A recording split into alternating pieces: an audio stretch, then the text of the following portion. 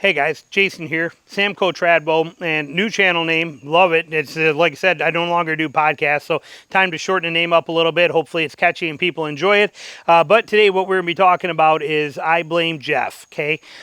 Jeff Phillips over at Instinctive Archery, and I watch a lot of his channels. Most of you guys do. He does a fantastic job. I've never seen anybody shoot more arrows and more bows than this guy does. He's just a shooting machine out there every day shooting.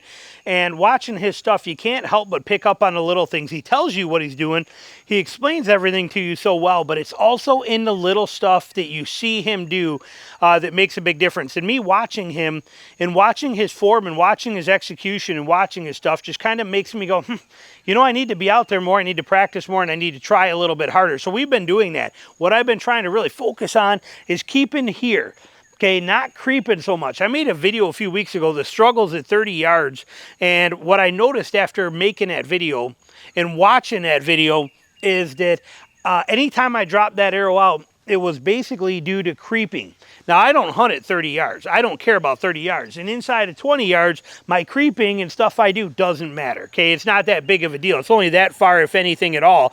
Quarter, half inch. It's not making an issue for me at that close range. I can come in, and if I come in to draw and I start to roll in a little bit and then shoot, it's okay, and it does it. But at further distances, it makes a big difference. I might be going from my 57 pounds to 56, 55, 54, and then releasing, and that's going to make a difference, especially when you shoot a 720 grain arrow. Okay, it makes a big difference.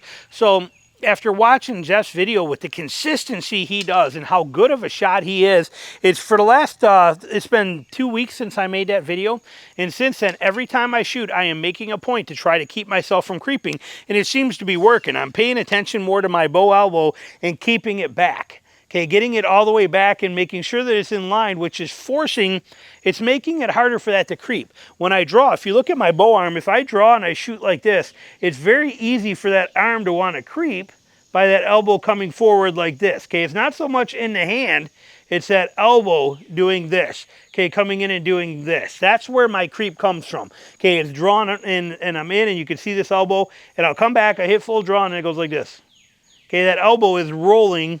As you can see here, rolling, actually that's the best angle though, is that elbow is rolling out that way, and that's where my problem lies. And I think that might also have an impact on my release. When my release is straight back, it's easier to release. When this elbow and hand gets kinked in this weird position, say it should be like this, but when it gets like this, that gives me harder angle to release. Stuff I'm picking up from watching Jeff and how he does things. I also noticed that when he draws, he comes in and he comes in to draw out here and then settles into his face. He doesn't draw like we do into your anchor and then go. And so I've been implementing a few of those things. The results have been fantastic. Okay, they've been fantastic. Not that I had any doubt that they wouldn't be. Jeff is amazing. He's one of the best shots I've ever seen. But now it looks, so my shooting before would look like this with my elbow. I'm not going to shoot it, but I'm going to show you. Would be like this. You would see that elbow creep forward. I exaggerated that, but you would see it happen.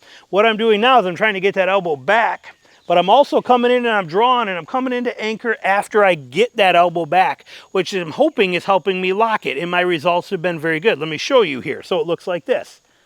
We're going to go for that deer. And that's perfect. See what I mean? See how it's coming in and locking that behind there?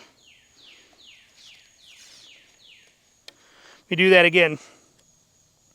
Ready? Here we go.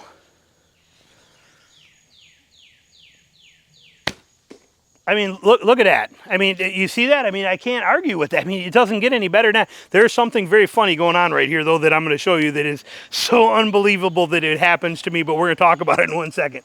Hang on. We're going to do one more.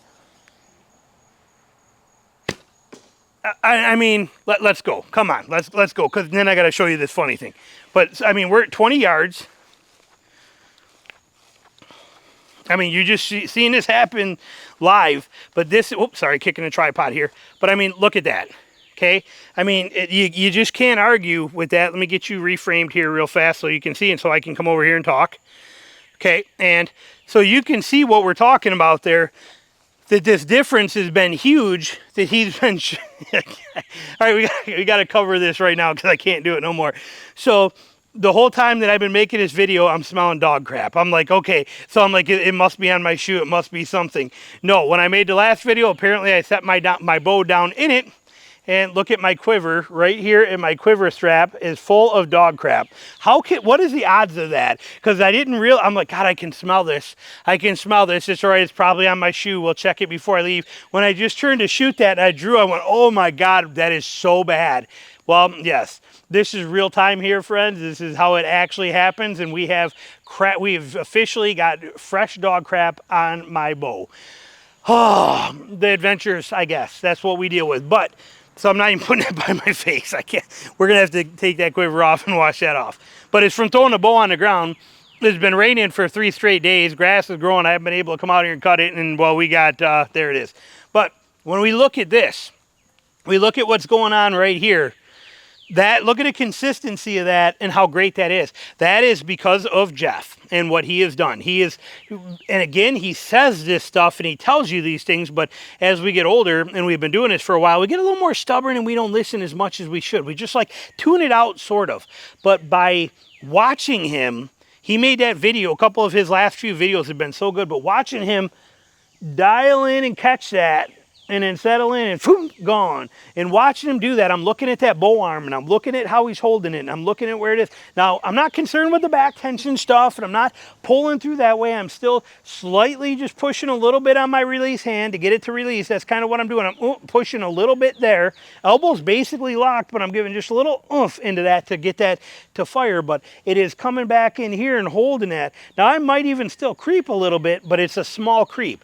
And I've never been afraid of creeping, because of the fact that it doesn't matter if your push-pull is this way, you know, like this, it doesn't matter if it's doing this kind of thing or if it's doing this kind of thing, it is still during momentum, so I don't think it matters, okay? I never had a problem. I've never had a problem with this being an issue on a shot, creeping in being an issue.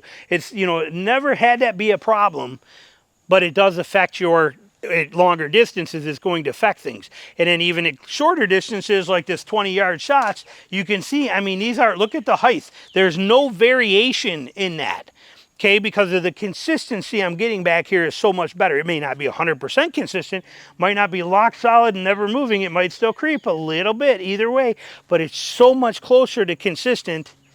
The results are speaking for themselves, and I cannot complain about what we're seeing here and how this is coming together. So, and it's been that way for the last couple weeks. I've been very excited with my shooting, and it all boils down to that. It is getting that back armed instead of being here where it can creep in this way and folding my body in, which I'm exaggerating, to coming back, locking that elbow behind my head. So I don't want to see, if I'm looking at myself and I'm shooting at the camera, I don't want to see my elbow. See how I can see my elbow? I don't want that. I want that elbow back here. That's what I want. And simple concepts. People have been preaching it for many, many years. It's nothing different.